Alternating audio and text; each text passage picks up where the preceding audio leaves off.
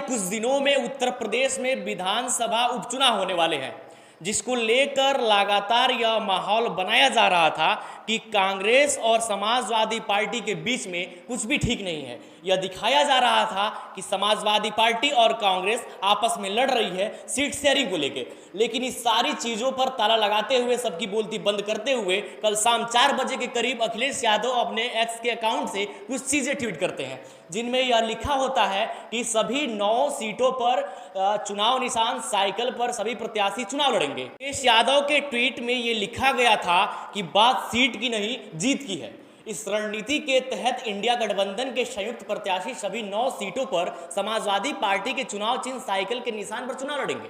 कांग्रेस और समाजवादी पार्टी एक बड़ी जीत के लिए एकजुट होकर कंधे से कंधा मिलाकर साथ खड़ी है।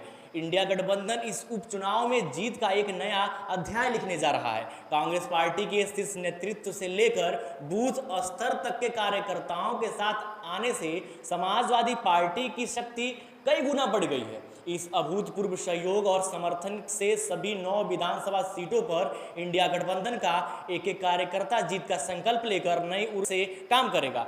ये देश का संविधान, सौहार्द और पीडीए के मान सम्मान बचाने का चुनाव है। इसलिए हमारी सबसे अपील है कि एक भी वोट न घटने पाए, एक भी वोट न बटने पाए। देश हित में इंडिया गठबंधन की सद्भाव भरी एकता और एकजुटता आज भी एक नई इतिहास लिखेगी और कल भी एक नई इतिहास लिखेगी। यह सारी चीज़ें अखिलेश यादव एक ट्वीट के माध्यम से बताए, लेकिन इन सारी चीज़ों में यह सवाल एक अटकल है कि क्या सभी 9 विधानसभा सीटों पे कांग्रेस चुनाव अपने चुनाव निशान हाथ के पंजा पे कोई प्रत्याशी चुनाव नहीं लड़ेगा। तो ये बात बिल्कुल सही है कि सभी 9 प्रत्याशी समाजवादी पार्टी के चुनाव साइकिल से चुनाव लड़ेंगे। 2024 के लोकसभा चुनाव में यह देखा गया था किस तरह समाजवादी पार्टी भारतीय जनता पार्टी से भी ऊपर उठकर किस प्रकार अपना माहौल बनाकर और चुनाव लगभग 37 सीटों पर अपना काबिज किया है।